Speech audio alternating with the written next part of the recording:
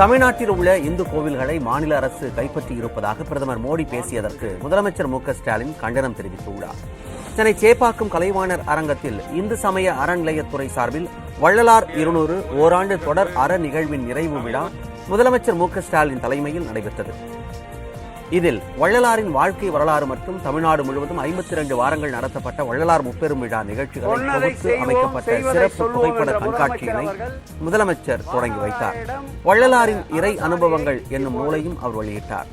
நிகழ்ச்சியில் பேசிய முதலமைச்சர் ஸ்டாலின், கடலூரில் 17 ஏக்கரில் அமைய உள்ள பேருந்து நிலையத்திற்கு வள்ளலார் பெயர் சூட்டப்படும் என்ற அறிவிப்பை வெளியிட்டார். தொடர்ந்து பேசிய அவர், திராவிட மாடல் அரசு என சொல்லிக்கொண்டு கோவில்களை பாதுகாப்பதை பார்த்து சிலருக்கு குழப்பமாக இருப்பதாக விமர்சித்தார். தெலங்கானா, மத்திய பிரதேசம் என எங்கு சென்றாலும் பிரதமர் மோடி தமிழ்நாட்டை பற்றியே பேசுவதாகவும், மறக்க முடியாத மாநிலமாக தமிழ்நாடு திகழ்வதாகவும் முதலமைச்சர் ஸ்டாலின் கூறினார்.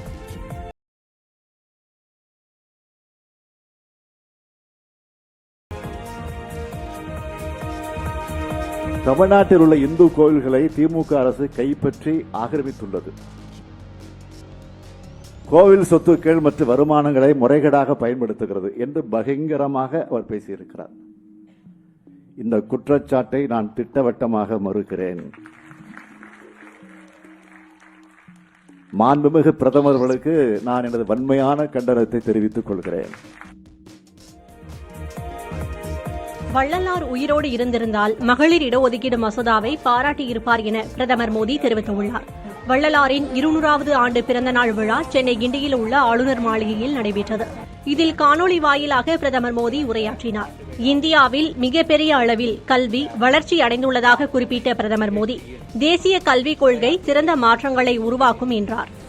வாடிய பயிரை கண்டபோதெல்லாம் வாடினேன் என்ற வள்ளலார் சிந்தனைக்கு ஏற்ப கொரோனா காலத்தில் 80 கோடி பேருக்கு ரேஷன் கடைகள் மூலம் உணவு தானியங்கள் வழங்கப்பட்டதாக பிரதமர் மோடி தெரிவித்தார். அதிமுக பாஜக கூட்டணியில் பிளவு ஏற்பட்டிருக்கும் நிலையில் கூட்டணியிலிருந்து செல்பவர்கள் செல்லட்டும் என்று பாஜக மாநில தலைவர் அண்ணாமலை தெரிவித்திருக்கிறார். மறைந்த முதல்வர்கள் அண்ணா, ஜெயலலிதா ஆகியோர் குறித்து பாஜக மாநில தலைவர் அண்ணாமலை விமர்சித்து பேசியதால் பாஜகவுடனான கூட்டணியில் இருந்து விலகுவதாக அதிமுக தலைமை சமீபத்தில் அறிவித்தது. இதைத் தொடர்ந்து டெல்லிக்கு சென்ற அண்ணாமலை பாஜக தேசிய தலைவர் நட்டா, மத்திய அமைச்சர் நிர்மலா சீதாராமன் ஆகியோரை சந்தித்து பேசினார். இந்நிலையில் சென்னை திரும்பிய அவர் பாஜக நிர்வாகிகளுடன் ஆலோசனை மேற்கொண்டார். அப்போது கூட்டணியிலிருந்து செல்பவர்கள் செல்லட்டும் என்றும் அது அவர்களது விருப்பம் எனவும் கூறினார். தொடர்ந்து செய்தியாளர்களை சந்தித்த அண்ணாமலை, தமிழகத்தில் திமுக பாஜக இடையேதான் போட்டி என்று குறிப்பிட்டார். நான் ஒருத்தர் இருக்கிறாங்கன்னு சந்தோஷப்பட்டதும் கிடையாது, ஒருத்தர் போனாங்கன்னு வருத்தப்பட்டதும் கிடையாது. என்னுடைய ஒரே நோக்கம் டே 1ல இருந்து பாரதிய ஜனதா கட்சி வலிமையடைய வேண்டும் என்பது மட்டும்தான் என்னுடைய நோக்கமாக இருக்கிறது. என்னுடைய வேலையை நான் செய்து கொண்டிருக்கின்றேன். எந்த பாதையில நான் செல்ல வேண்டும் என்பதில் தெளிவா இருக்கேன். எந்த பாதையில பாரதிய ஜனதா கட்சி செல்ல வேண்டும் என்பதிலும் தெளிவா இருக்கேன். ஸோ குற்றச்சாட்டுகள், அவதூறுகள் நம்ம மேல தொடர்ந்து சொல்லிட்டு இருக்காங்க. எப்பொழுதையும் நான் பொறுப்படுத்ததில்லை, அதற்கான பதிலையும் சொன்னதில்லை. இன்னைக்கு ஆளும் கட்சியாக திமுக இருக்கு. திமுகவை பத்தி நான் குறை சொல்லலாம். திமுக மக்கள் வரி பணத்தில் இங்க இருக்கிறாங்க. மற்றபடி கூட்டணியுடைய தன்மை என்டிஏன்னு சொல்லிட்டேன். இன்னைக்கு என்டிஏல யார் இருக்காங்க, நாளைக்கு சில பேர் சேரலாம். திமுகவா பாஜகவா தான் சவால். திமுக இங்க ஆளுங்கட்சியா இருக்கு, பாரதிய ஜனதா கட்சி டெல்லியில ஆளுங்கட்சியா இருக்கும். போட்டி அங்க 2 பேத்துக்கு தான். இதை நான் 2 வருஷமா சொல்றேன், இன்னைக்காக சொல்ல. திமுகவா பாரதிய ஜனதா கட்சியான் சவால். 2024 தேர்தலில் அதை பார்க்கிறேன். பல்வேறு கோரிக்கைகளை வலியுறுத்தி கடந்த ஒரு வாரமாக உண்ணாவிரதம் மற்றும் காத்திருப்பு போராட்டத்தில் ஈடுபட்டு வந்த பகுதி நேர ஆசிரியர்கள் சங்கத்தினரும் டெட் ஆசிரியர்கள் சங்கத்தினரும் போராட்டத்தை தற்காலிகமாக நிறுத்தி வைத்திருக்கிறார்கள். நுங்கம்பாக்கம் பேராசிரியர் அன்பழகன் கல்வி வளாகத்தில் கடந்த ஒரு வார காலமாக இடைநிலை பள்ளி ஆசிரியர்கள், பகுதி நேர ஆசிரியர்கள், டெட் தேர்வு ஆசிரியர்கள் உண்ணாவிரதம் மற்றும் காத்திருப்பு போராட்டத்தில் ஈடுபட்டு வந்தனர். ஆசிரியர்கள் கோரிக்கைகள் தொடர்பாக ஆய்வு நடத்திய பள்ளிக் கல்வித்துறை அமைச்சர் அன்பில் மகேஷ், சம வேலைக்கு சம ஊதியம் வழங்க 3 பேர் கொண்ட குழு 3 மாதங்களில் முதலமைச்சரிடம் அறிக்கை அளிக்கும் என்று தெரிவித்தார். மேலும் பகுதி நேர ஆசிரியர்களுக்கு மாத தொகுப்பூதியம் 2500 ரூபாய் உயர்த்தப்பட்டு 12500 ரூபாய் வழங்கப்படும் என்று அறிவித்தார். அமைச்சரின் அறிவிப்பை ஏற்க மறுத்து தொடர்ந்து போராட்டத்தில் ஈடுபட்டு வந்த ஆசிரியர்கள் காவல்துறையால் கைது செய்யப்பட்டனர். இந்நிலையில் பகுதி நேர ஆசிரியர்கள் சங்கத்தினரும் டெட் ஆசிரியர்கள் சங்கத்தினரும் போராட்டத்தை தற்காலிகமாக நிறுத்தி வைப்பதாக அறிவித்திருக்கிறார்கள். இடைநிலை பதிவு மூப்பு ஆசிரியர்கள் சங்கத்தினர் மட்டும் தொடர்ந்து போராட்டத்தில் ஈடுபட்டு வருகின்றனர்.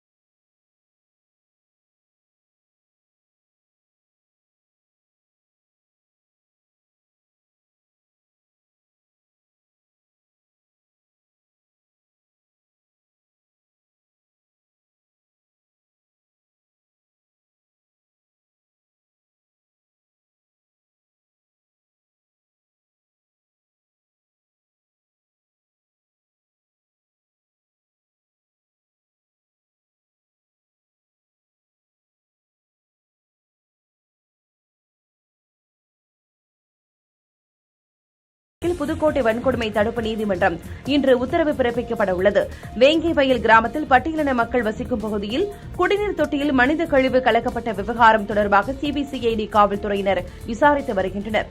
இந்த விவகாரத்தில் 4 சிறுவர்கள் உட்பட 25 பேருக்கு ஏற்கனவே டிஎன்ஏ பரிசோதனை மேற்கொள்ளப்பட்டிருக்கும் நிலையில் மேலும் 6 பேருக்கு டிஎன்ஏ பரிசோதனை மேற்கொள்ள அனுமதி அளிக்குமாறு புதுக்கோட்டை வன்கொடுமை தடுப்பு நீதிமன்றத்தில் சிபிசிஐடி காவல்துறையினர் மனு தாக்கல் செய்திருந்தனர். இந்த வழக்கில் நீதிபதி இன்று உத்தரவு பிறப்பிக்க உள்ளார். இந்த வழக்கில் அறிவியல் பூர்வமான சாட்சியங்களை நீதிமன்றத்தில் தாக்கல் செய்ய வேண்டியிருப்பதால் சிபிசிஐடி காவல்துறையினர் டிஎன்ஏ பரிசோதனையை நடத்த திட்டமிட்டிருக்கின்றனர். மகளிர் உரிமை தொகை திட்டத்தில் இதுவரை 7 லட்சம் பேர் மேல்முறையீடு செய்திருக்கின்றனர். காஞ்சிபுரத்தில் கடந்த மாதம் 15ஆம் தேதி 1,06,00,000 மகளிருக்கு மாதம் 1000 ரூபாய் வழங்கும் கலைஞர் மகளிர் உரிமை தொகை திட்டத்தை முதலமைச்சர் மு க ஸ்டாலின் தொடக்கி வைத்தார். மகளிர் உரிமை தொகைக்கான விண்ணப்பங்களில் 55 லட்சம் பேரின் விண்ணப்பங்கள் நிராகரிக்கப்பட்ட நிலையில் கடந்த மாதம் 18ஆம் தேதி முதல் தகுதியான மகளிர் மேல்முறையீடு செய்யலாம் என அறிவிக்கப்பட்டிருந்தது. அதன்படி இதுவரை 7 லட்சம் பேர் மேல்முறையீடு செய்திருக்கின்றனர். மேல்முறையீடு செய்வதற்கு வரும் 18ஆம் தேதி கடைசி நாளாகும்.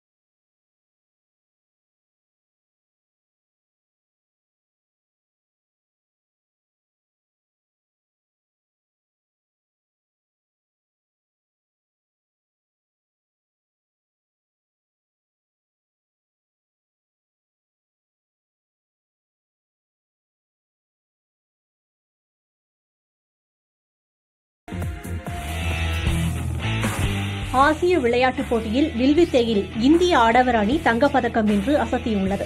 இறுதிப் போட்டியில் தென்கொரியாவை 230க்கு 235 என்ற கணக்கில் இந்தியாவின் அபிஷேக், ஓஜாஸ், பிரத்யேஷ் ஆகியோர் அடங்கிய அணி வீழ்த்தி தங்கம் வென்றது.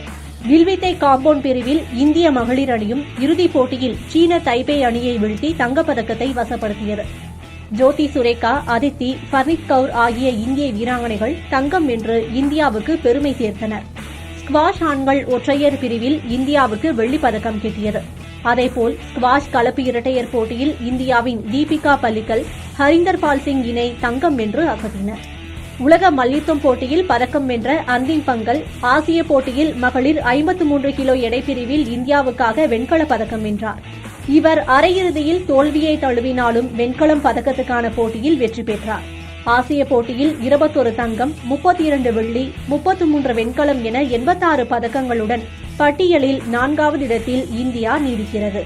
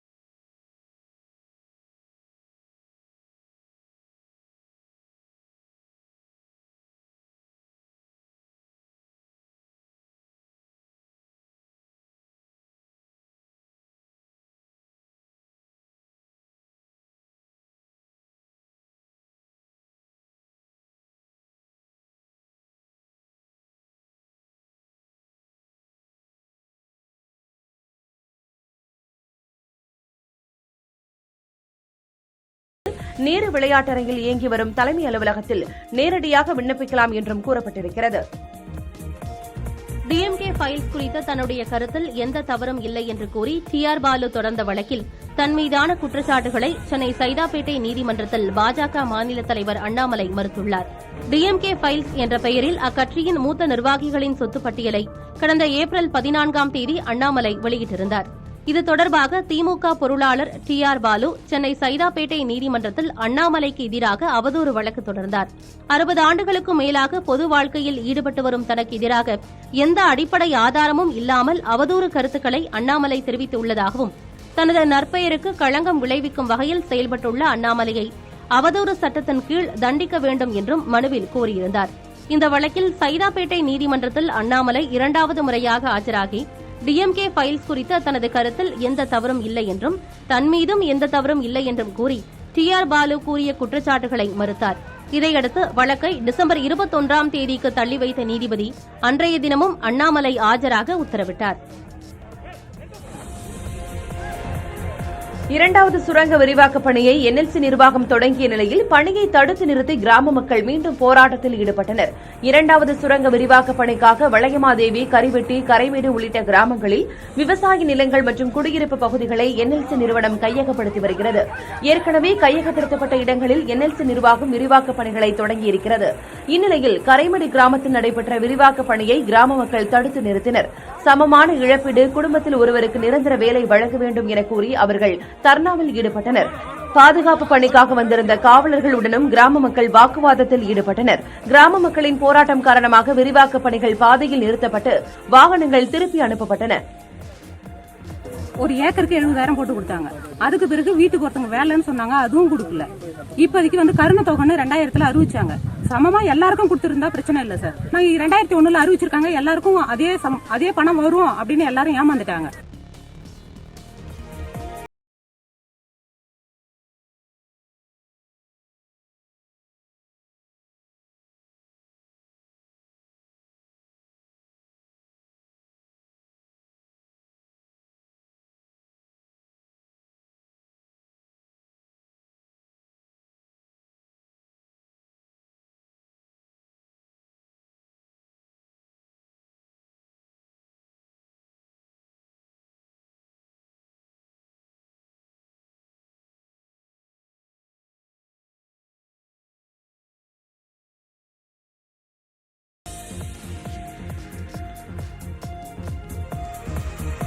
தமிழகத்தின் பல்வேறு இடங்களில் நேற்று பரவலாக மழை பெய்தது. திருத்தணி மற்றும் சுற்றுவட்டார பகுதிகளில் பலத்த காற்றுடன் கனமழை பெய்தது.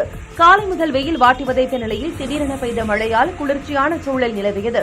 குளிர்ந்த காற்று வீசி வெப்பம் தணிந்ததால் பொதுமக்கள் மகிழ்ச்சி அடைந்தனர்.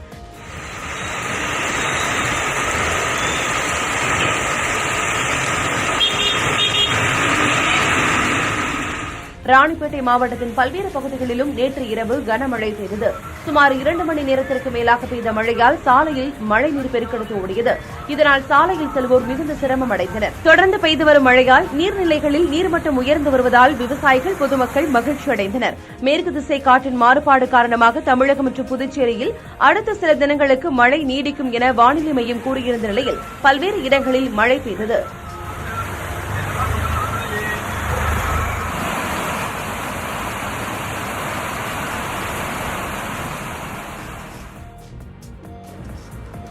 பதினேழு வயது சிறுமியை காரில் வைத்து 1 மணி நேரம் பாலியல் துன்புறுத்தல் செய்த புகாரில் 4 காவல்துறையினர் பணி இடைநீக்கம் செய்யப்பட்டுள்ளனர். கடந்த ஞாயிற்றுக்கிழமை அன்று தனது நண்பருடன் திருச்சி அருகே சுற்றுலா தலம் ஒன்றுக்கு சிறுமி வந்திருந்தார். அப்போது உதவி ஆய்வாளர் சசிகுமார் உள்ளிட்டோர் சிறுமியுடன் வந்த இளைஞரிடம் போதைப்பொருள் எதுவும் வைத்திருக்கிறாயா என்று கேட்டு மிரட்டி அனுப்பியுள்ளனர். பின்னர் 17 வயது சிறுமியை காருக்குள் வைத்து பாலியல் தொல்லை கொடுத்திருக்கிறார்கள். சிறுமி தப்பி ஓடியும் விரட்டி பிடித்து 4 பேரும் பாலியல் சீண்டலில் ஈடுபட்டுள்ளனர். பின்னர் சிறுமி அளித்த புகாரில் நடந்த சம்பவம் உண்மை என்று தெரிய வந்தது. இதுகுறித்து முசிறி, திருவெரும்பூர் காவல் சரகத்தைச் சேர்ந்த துணை கண்காணிப்பாளர்கள் விசாரணை நடத்தினர். இதனையடுத்து எஸ்ஐ சசிகுமார் மற்றும் காவலர்கள் பிரசாந்த், சங்கர் ராஜபாண்டி, சித்தார்த் ஆகியோர் மீது போக்சோ சட்டத்தின் கீழ் வழக்கு பதிவு செய்யப்பட்டுள்ளது. மேலும் அவர்கள் 4 பேரும் பணி இடைநீக்கம் செய்யப்பட்டுள்ளனர். ஊழல் வழக்கில் சிறையில் அடைக்கப்பட்டுள்ள ஆந்திர முன்னாள் முதல்வர் சந்திரபாபு நாயுடுவின் நீதிமன்ற காவல் அக்டோபர் 19ஆம் தேதி வரை நீட்டிக்கப்பட்டிருக்கிறது. ஆந்திராவில் திறன் மேம்பாட்டு திட்டத்தில் 370 கோடி ரூபாய் மோசடி நடைபெற்றதாக எழுத குற்றச்சாட்டு அடிப்படையில் மாநில குற்றப்புலனாய்வுத்துறையினர் வழக்கு பதிவு செய்து விசாரித்து வருகின்றனர். இந்த வழக்கில் ஆந்திர முன்னாள் முதல்வர் சந்திரபாபு நாயுடு கைது செய்யப்பட்டு நீதிமன்ற காவலில் வைக்கப்பட்டார். இந்நிலையில் ராஜமுந்திரி மத்திய சிறைச்சாலையில் அடைக்கப்பட்டுள்ள சந்திரபாபு நாயுடுவின் நீதிமன்ற காவல் நிறைவடைய இருந்த நிலையில் விஜயவாடாவில் உள்ள ஊழல் தடுப்பு சிறப்பு நீதிமன்றத்தில் சந்திரபாபு நாயுடு ஆஜர்படுத்தப்பட்டார். விசாரணை நடத்த கூடுதல் அவகாசம் வேண்டும் என ஆந்திர காவல்துறை தரப்பில் கோரிக்கை முன்வைக்கப்பட்ட நிலையில் அந்த கோரிக்கையை ஏற்று அவரது நீதிமன்ற காவலை அக்டோபர் 19ஆம் தேதி வரை நீட்டித்து ஊழல் தடுப்பு நீதிமன்றம் உத்தரவிட்டிருக்கிறது.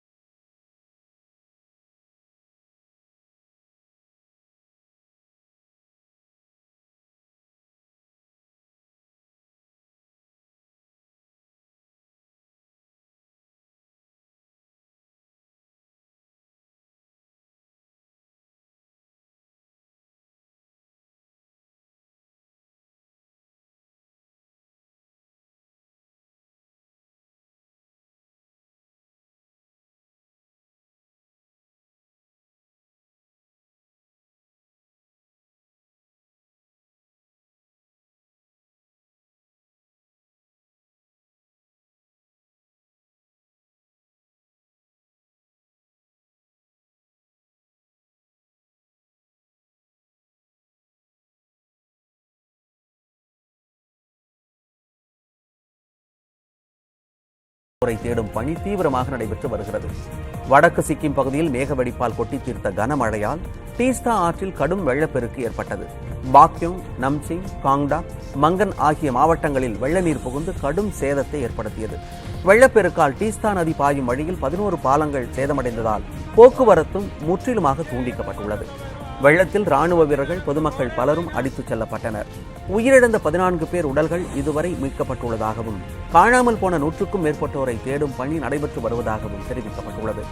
கனமழை வெள்ளத்தால் பாதிக்கப்பட்ட 22,000க்கும் மேற்பட்டோரில் 2,000 பேர் வரை மீட்கப்பட்டுள்ளதாகவும் மாநில பேரிடர் மேலாண்மை துறை தெரிவித்திருக்கிறது.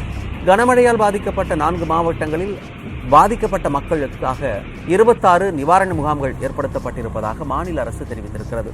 கூடுதல் ராணுவ வீரர்கள் வரவழைக்கப்பட்டு மீட்பு மற்றும் நிவாரணப் பணிகளை துரிதப்படுத்த நடவடிக்கை எடுக்கப்பட்டுள்ளதாக சிக்கிம் மாநில அரசு தெரிவித்துள்ளது.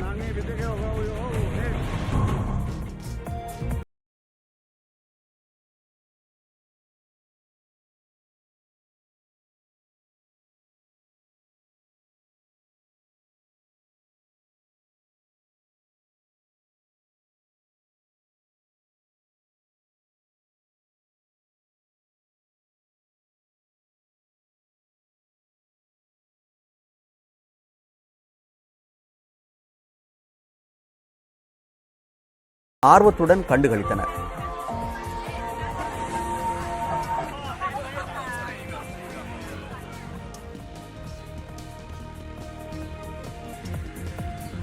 பிரதமரின் அனைவருக்கும் வீடு கட்டும் திட்டம் முறையாக வெளிப்படைத்தன்மையோடு செயல்படுத்தப்பட வேண்டும் என உயர்நீதிமன்ற மதுரை கிளை தெரிவித்துள்ளது. இந்த திட்டத்தின் கீழ் தனது பெயரில் முறைகேடு நடந்துள்ளதாகவும் முறைகேட்டில் ஈடுபட்ட அதிகாரிகள் மீது நடவடிக்கை எடுக்க உத்தரவிடக் கோரியும் சிவகங்கையைச் சேர்ந்த லட்சுமி என்பவர் வழக்கு தொடர்ந்திருந்தார். இந்த வழக்கை விசாரித்த நீதிபதி புகழேந்தி, வீடில்லாத ஏழை மக்களுக்கு உதவும் திட்டத்தில் முறைகேடு நடப்பதை ஏற்றுக்கொள்ள முடியாது என கூறினார். மேலும் முறைகேட்டில் ஈடுபட்ட அதிகாரிகள் மீது மாவட்ட ஆட்சியர் விசாரணை நடத்தி நடவடிக்கை எடுக்க உத்தரவிட்ட நீதிபதி மனுதாரர் லட்சுமிக்கு 12 வாரத்தில் பிரதமரின் வீடு கட்டும் திட்டத்தின் கீழ் மானியம் கிடைக்க நடவடிக்கை எடுக்க உத்தரவிட்டார். விபத்து நடந்த பின்னர் விதி மீறியவர்களுக்கு எதிராக நடவடிக்கை எடுப்பதை விட சட்டவிரோதமாக விளம்பர பலகைகள் வைக்கப்படுவதை தடுப்பது முக்கியமானது என தமிழக அரசுக்கு சென்னை உயர்நீதிமன்றம் அறிவுறுத்தியுள்ளது. சட்டவிரோதமாக வைக்கப்படும் விளம்பர பலகைகள் மீது நடவடிக்கை எடுக்காதது தொடர்பாக டிராபிக் ராமசாமி தாக்கல் செய்த வழக்குகளும், விழுப்புரத்தில் திமுக நிர்வாகி வீட்டு நிகழ்ச்சியில் கொடிக்கம்பம் நட்டபோது 13 வயது சிறுவன் மின்சாரம் தாக்கி பலியானது தொடர்பான வழக்கும் தலைமை நீதிபதி கங்கா பூர்வாலா மற்றும் நீதிபதி பரத சக்கரவர்த்தி முன் மீண்டும் விசாரணைக்கு வந்தன. அப்போது தமிழக அரசு வழக்குரைஞர் முத்துக்குமார் ஆஜராகி சட்டவிரோதமாக விளம்பர பலகைகள் வைப்பவர்கள் மீது கிரிமினல் வழக்கு பதிவு செய்யப்படுகிறது எனவும் பேனர் கலாச்சாரத்தை ஒழிக்க அரசு தகுந்த நடவடிக்கை மேற்கொண்டு வருவதாக தெரிவித்தார். டிராபிக் ராமசாமி இறந்து விட்டதால் அவருக்கு பதில் வழக்கை தொடர்ந்து நடத்த அனுமதி கோரி மனு தாக்கல் செய்ய அவகாசம் கோரினார் வழக்கறிஞர் அரவிந்த். இந்த கோரிக்கையை ஏற்று வழக்கு விசாரணையை நவம்பர் 7ஆம் தேதிக்கு தள்ளி வைத்த நீதிபதிகள், விபத்து ஏதும் நடந்த பின்னர் விதி மீறியவர்களுக்கு எதிராக நடவடிக்கை எடுப்பதை விட சட்டவிரோதமாக விளம்பர பலகைகள் வைக்கப்படுவதை தடுப்பது முக்கியமானது என தெரிவித்தனர். மேலும் சட்டவிரோதமாக விளம்பர பலகைகள் வைப்பதை தடுக்க மாநில அரசும் உள்ளாட்சி அமைப்புகளும் என்ன நடைமுறையை பின்பற்றுகின்றன என கேள்வி எழுப்பிய நீதிபதிகள், சட்டவிரோதமாக விளம்பர பலகைகள் வைப்பதை தடுக்க எடுத்த நடவடிக்கை குறித்து தமிழக அரசும் உள்ளாட்சி அமைப்புகளும் அறிக்கை தாக்கல் செய்ய வேண்டும் என உத்தரவிட்டனர். விளம்பர பலகைகள் வைக்க அனுமதி வழங்கும் போது உரிய சட்ட விதிகளை கண்டிப்புடன் அமல்படுத்த உள்ளாட்சி அமைப்புகளுக்கு உத்தரவிட்டனர்.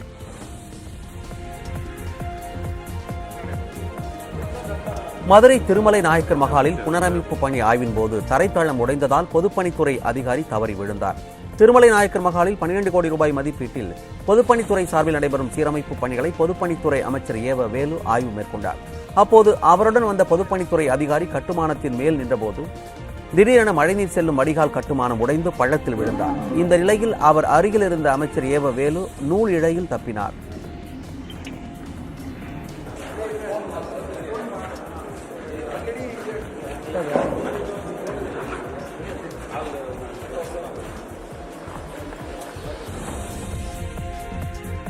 நெடுங்குன்றம் சூர்யாவை தொடர்ந்து பாஜகவில் இணைந்த பிரபல ரவுடி படப்பை குணாவிற்கும் கட்சியில் பதவி வழங்கப்பட்டிருக்கிறது.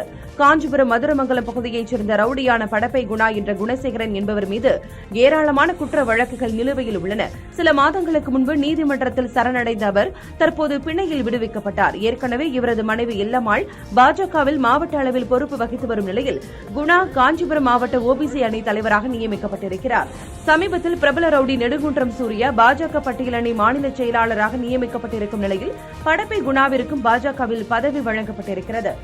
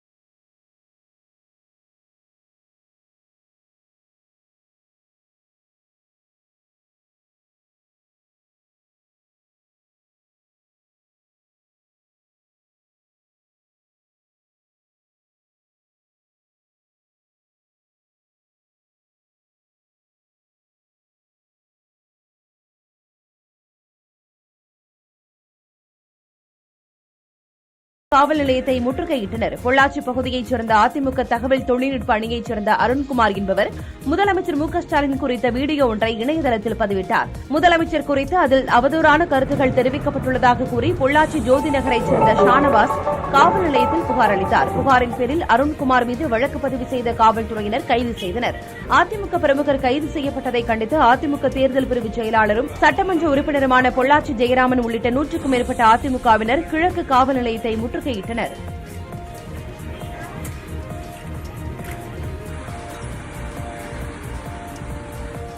ஓமலூரில் சேலம் பெங்களூரு தேசிய நெடுஞ்சாலையில் மேம்பாலம் அமைக்கும் பணியால் கடும் போக்குவரத்து ஏற்படுவதாக வாகன ஓட்டிகள் பொதுமக்கள் குற்றம் சாட்டுகின்றனர். காமலாபுரம் ரவுண்டானா பகுதியில் குறிப்பிட்ட இடங்களில் மட்டும் பணிகள் நிறுத்தப்பட்டுள்ளதால் காலை மாலை ஆகிய நேரங்களில் வாகனங்கள் நீண்ட வரிசையில் அணிவகுத்து நிற்கும் அவலம் காணப்படுகிறது. 2 ஆண்டுகளுக்கு முன்பு தொடங்கப்பட்ட மேம்பாலம் அமைக்கும் பணி மந்தமாக நடைபெறுவதால் பல்வேறு இன்னல்களை சந்திக்க நேரிடுவதாக வாகன ஓட்டிகள் மற்றும் பொதுமக்கள் வேதனை தெரிவிக்கின்றனர். கிடப்பில் போடப்பட்டுள்ள பால பணியை தொடங்கி விரைந்து முடிக்க வேண்டும் என கோரிக்கை வலுத்திருக்கிறது. இது தொடர்பாக நெடுஞ்சாலைத்துறையினர் கூறும்போது ரவுண்டானா அமைக்க அனுமதி கிடைக்காததால் பணிகள் நிறுத்தப்பட்டுள்ளதாகவும் ஒப்புதல் கிடைத்ததும் பணிகள் விரைவாக முடிக்கப்படும் என்றும் தெரிவித்தனர்.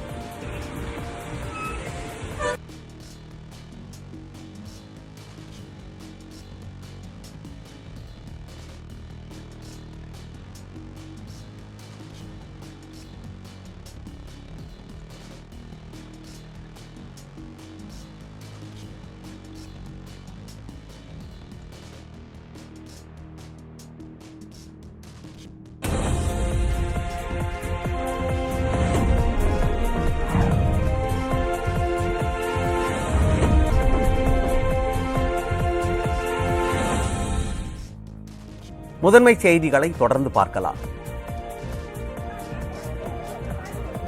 மதுரை மாவட்டம் உசிலம்பட்டி அருகே உள்ள வில்லானி கிராமத்தில் கடந்த 8 ஆண்டுகளாக குடிநீர் முறையாக வழங்கப்படுவதில்லை என்று குற்றஞ்சாட்டி அந்த கிராம மக்கள் ஆதார், வாக்காளர் அட்டை மற்றும் ரேஷன் கார்டு உள்ளிட்ட அரசின் அடையாள அட்டைகளை ஒப்படைக்கும் போராட்டத்தில் ஈடுபட்டனர்.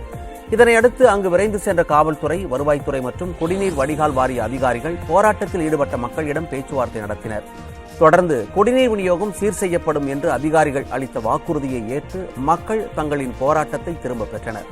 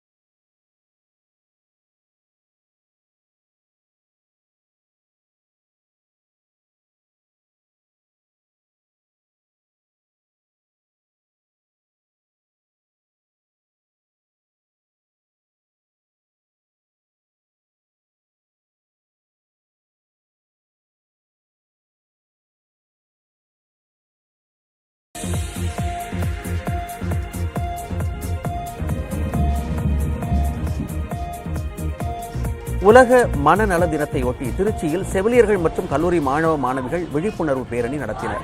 ஆண்டுதோறும் அக்டோபர் 10ஆம் தேதி உலக மனநல தினமாக கொண்டாடப்படும் நிலையில் அதை முன்னிட்டு ஆத்மா மனநல மையம் சார்பில் இந்த பேரணி நடைபெற்றது. திருச்சி நீதிமன்றம் முதல் பிஷப் ஹீவர் கல்லூரி வரை நடந்த இப்பேரணியில் கல்லூரி மாணவ மாணவிகள் மற்றும் செவிலியர்கள் என 200க்கும் மேற்பட்டோர் பங்கேற்றனர். விழிப்புணர்வு பதாகைகளை ஏந்தி முழக்கங்களை எழுப்பியவாறு யோகா, தியானம் மற்றும் ஆன்மீகம் போன்றவற்றால் மனநலத்தை பாதுகாக்கலாம் என்று விழிப்புணர்வு ஏற்படுத்தினர்.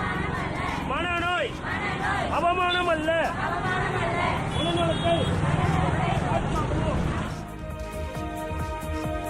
திருவண்ணாமலை மாவட்டம் அந்தவாசியில் பழமையான கோவிலின் பூட்டை உடைத்து உள்ளே நுழைந்த கொள்ளையர்கள் உண்டியில் இருந்த காணிக்கை நகைகள் மற்றும் பணத்தை அபகரித்து சென்றுள்ளனர். வந்தவாசியில் மும்முனி புறவழிச்சாலையில் இந்து சமய அறநிலையத்துறையின் கட்டுப்பாட்டில் உள்ள பச்சையம்மன் கோவில் அமைந்திருக்கிறது.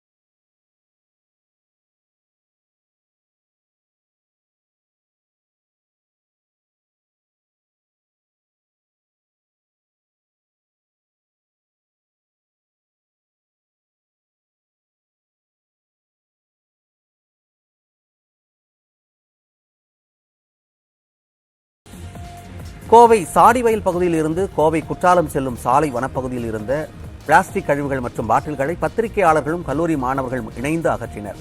ஆண்டுதோறும் அக்டோபர் 1 வாரம் வன உயிரின பாதுகாப்பு வாரமாக கொண்டாடப்பட்டு வருகிறது. அதன்படி இந்த ஆண்டு வனவிலங்கு பாதுகாப்பு வார விழா 2ஆம் தேதி முதல் 8ஆம் தேதி வரை கொண்டாடப்படுகிறது. அதன் ஒரு பகுதியாக கோவை பத்திரிகையாளர் மன்றம் மற்றும் வனத்துறையினர் இணைந்து போல்வம்பட்டி வனச்சரகம் சாடிவயல் பகுதியில் தூய்மை பணியினை மேற்கொண்டனர்.